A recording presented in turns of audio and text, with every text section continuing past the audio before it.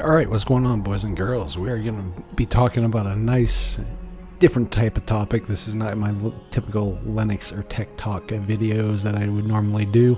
This is a video game related video, so not your cup of tea. There's the door. So, 5 years ago, I worked for a website called holdonline.com, and I released a video talking about the top 5 games at that time for the PlayStation Vita, which had been around for about a year and a half, 2 years at that point. Here we are, 2017, and how is the PlayStation Vita doing? Well, this little console, I think, is probably one of the most underappreciated things that has come out of the gaming industry probably since the Game Gear. So we're gonna roll into 2017 and talk about some of the top 5 games of the PlayStation Vita as of now. So first off, the first game we have, are you a first-person shooter fan? Have you always wanted to actually play a decent first-person shooter with real controllers? Sorry, Nova 3 and 4 on Android and iOS touch controls are terrible. So, what we have for you FPS fans is Killzone Mercenary is freaking awesome. I love this game to no end.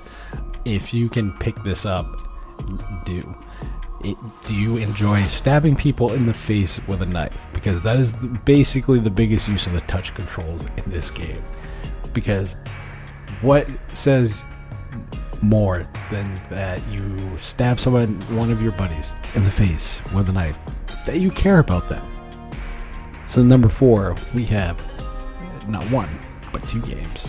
We have the Ninja Gaiden Sigma Plus and Ninja Gaiden Sigma Plus 2. These games are a personal love of mine. I love the Ninja Gaiden games. Yes, even 3, as cheesily bad as that game is, I love these games. These are the Dark Souls games before there was a Dark Souls game. And to me, that is, I always enjoy a difficulty challenge, and I always enjoy that. The only thing that has been consistent throughout its 3D iterations of this game, regardless of platform, the crappy camera, which makes it actually almost a gameplay element at this point. So if you survive the camera and you want a hard game to begin with, this is definitely a few games and a series of games to look at. Next up, we have Sword Art Online: The Lost Song. Now for me, this game is actually pretty cool because the thing that I love about it is it takes the Alfheim Online arc, I guess you would say, and it puts you in that setting, new story and that kind of stuff, but that is the setting they put you in. So you have verticality because you explore, you fly. There's an open world-ish type mentality to the game, which is very rare to find in a handheld game. And the combat is fairly fluid. It's kind of an easy game, but overall, it is definitely one worth picking up, especially given the price of it. Usually, you can find it for about $20 on PSN, but there's been a few times you can find it on sale for pretty cheap. So definitely check that out if you're a Sword Art Online fan. Why don't you own it? So number 2 is going to be an interesting one. Freedom Wars. Now, this game came out a couple years ago, and a lot of people want to know why it was such a big deal. It's hard to explain. The only way you can really explain it is think Monster Hunter meets Attack on Titan. That is really the only way to accurately describe this game, and even that doesn't really do it justice. It is so worth picking up. I got it on PSN for stupid cheap, and I almost feel bad for the price that I paid for it. If you can get it, buy it. It is worth, I think, the $15 digital that it is. Hands down, you will have hours of content for this. The replayability level of this game is absurd. Pick it up.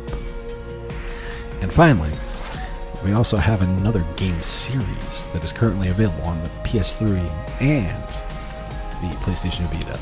But it's not going to be the one you guys seem to probably think it is. No, it is not going to be Persona 4 or Persona 4 Golden. This is actually the Legend of Heroes, Trails of Cold Steel 1 and 2. Yes, this is my list. I can lump games together if I so choose.